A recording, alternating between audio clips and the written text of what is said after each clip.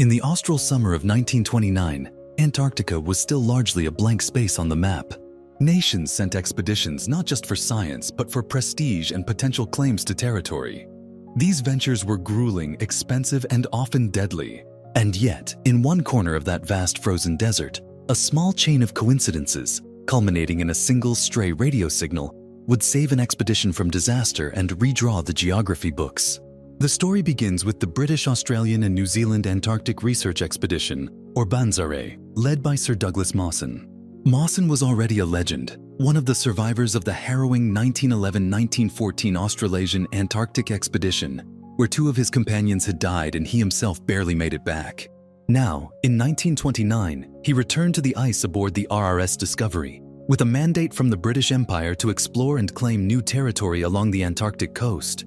The mission's plan was straightforward on paper: chart sections of the coastline between Enderby Land and Oates Land, conduct scientific surveys, and establish potential claim points for the empire.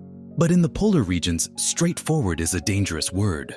By mid-January 1930, Mawson's team was navigating through pack ice thicker than anticipated, the Discovery's engines straining as floes scraped the hull. Their fuel reserves, intended to last the entire season, were being burned at a worrying rate. If they didn't find a navigable channel soon, they would be forced to turn back, leaving a gaping hole in their charts and risking the wrath of their sponsors. The ship carried a small radio room equipped with a Marconi wireless set. Its primary purpose was to communicate with relay stations in Australia, passing along meteorological data and expedition progress reports. But in the electromagnetic chaos of the polar summer, where auroras danced overhead and ionospheric conditions shifted without warning, signals often drifted far beyond their intended targets. On the evening of January 19, 1930, while the Discovery's radio operator Lionel Hook was scanning for a scheduled weather report from Hobart, his headphones picked up a faint crackling transmission. The voice was not Australian. It was speaking Norwegian. Hook, curious, adjusted the tuner, fighting static and fading. Slowly, words emerged, coordinates repeated twice. The signal came from the Norvegia, a Norwegian whaling and exploration vessel operating hundreds of miles to the east. The Norvegia's captain, Hjalmar Riiser-Larsen, was sending routine position reports back to his base. Those coordinates, as Hook scribbled them down, placed the Norvegia in a section of the coast Mawson's charts marked as unknown. In normal circumstances, this would have been nothing more than an interesting curiosity. Two ships, both exploring the Antarctic fringes, unknowingly brushing past each other in the radio spectrum. But Mawson, reviewing Hook's notes later that evening, saw something else. The Norvegia's position coincided almost exactly with a potential channel through the pack ice toward the uncharted coastline his team was trying to reach. If that channel was open enough for the Norvegia, it might be the Discovery's way through. This was the butterfly wing moment. Without that intercepted signal, the British expedition might have continued probing the wrong section of the ice barrier until fuel and time forced them to withdraw. Instead, Mawson ordered an immediate course change. The Discovery steamed eastward through the night, guided not by a direct sighting or prior chart, but by the ghostly trace of a Norwegian voice pulled from the static. The gamble paid off. By January 22nd, the pack ice began to thin. Through mist and snow flurries, the crew spotted a stretch of rocky coastline with sheer cliffs and glaciers tumbling into the sea. Mawson went ashore with a landing party, planting the Union Jack and naming the territory Mac, Robertson Land, in honor of the expedition's principal Australian benefactor. Over the next week, the team mapped over 200 miles of previously uncharted coast, taking geological samples and photographs. This success was more than just a cartographic victory. It bolstered Britain's claims in Antarctica at a time when Norway, Australia, and other nations were maneuvering for influence on the continent. The odd symmetry of it all didn't escape Mawson. Without Riiser-Larsen's routine radio call, without the peculiar way polar conditions carried signals vast distances, without Hook's idle curiosity at an unexpected Norwegian voice, the Discovery might have turned home in failure. And in that alternate timeline, Norway's presence in the region might have gone uncontested, shifting the geopolitical puzzle of Antarctica in unpredictable ways. What's more, this episode revealed the strange dual nature of early 20th century radio. It was still a relatively young technology, unreliable, prone to interference, but it could also deliver information across impossible distances at exactly the right moment. In the high latitudes, where physical contact between expeditions was rare, A single scrap of overheard conversation could mean the difference between success and catastrophe. In the weeks after the landing at Robertson Land, the expedition's achievements began to ripple outward in ways no one aboard the Discovery could have imagined. The British press celebrated Mawson's triumph, framing it as a victory of imperial determination over the frozen unknown. But in Oslo, the news caused a stir of a different kind. Norway, already a leading power in Antarctic exploration thanks to figures like Roald Amundsen, took notice that a patch of coast they had sailed near, and inadvertently revealed through Riiser-Larsen's transmission, was now being claimed under the Union Jack. The irony was sharp.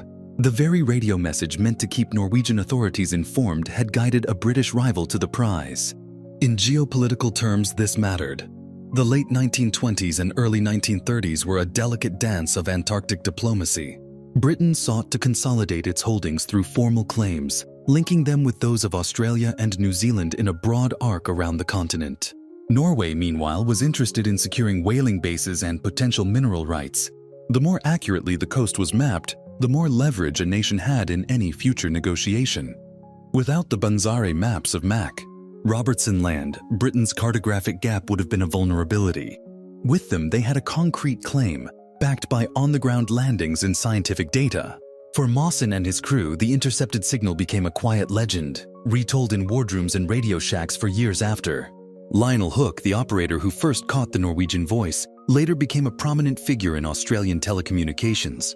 In interviews, he downplayed the drama, but he admitted that in polar work, you never ignore a stray signal. You never know what piece of the puzzle it might be. That idea, that history can pivot on a moment of curiosity, was writ large here. If Hook had dismissed the odd, faint words as irrelevant foreign chatter, or if atmospheric conditions had shifted just minutes earlier, Mawson's team might have been forced to turn back. And in that alternate path, Robertson Land might well have appeared on Norwegian maps first, potentially altering the eventual 1933 British annexation of the Australian Antarctic territory. The cartographic consequences were significant, but the human dimension is just as striking. The Banzare charts guided not only British and Australian ships in the decades that followed, but also international research missions during the International Geophysical Year of 1957-58. The channel Mawson had reached, thanks to the Norwegian coordinates, became a recognized access point for icebreakers heading to the region. This single point of access influenced where bases could be built and how supply lines were planned. Even modern Antarctic policy, with its mix of scientific cooperation and underlying national interest, carries the imprint of that moment in January 1930. The eureka here is clear. The boundaries of human knowledge and sometimes of national borders can shift because of events that, at the time, seemed trivial or even accidental. A position report sent out of routine, a radio operator with enough skill and enough boredom to tune in on an unexpected frequency. A leader willing to gamble scarce fuel on a hunch born from an overheard scrap of information. These are not the elements of the heroic myths we usually tell, but they are often the real levers of history. It's tempting to think of exploration as a grand linear march into the unknown, driven by vision and courage. But more often, it's an intricate web of planned moves and pure chance, where a single misheard word or stray transmission can change the outcome. The lesson here is not just about Antarctica. It's about the fragility and unpredictability of human endeavor. We like to imagine control, but the truth is, the fate of expeditions, nations, and maps can hinge on the invisible threads of coincidence. If this dive into the story of how a wandering radio signal saved an expedition and redrew a map has given you a new way to think about the mechanics of history, then you've seen exactly why we tell these stories. Hit like, share it with someone who still thinks history is all about grand speeches and famous names, and subscribe to the Domino Effect, where we uncover the hidden transmissions, missed trains, and wrong turns that have steered the course of our world.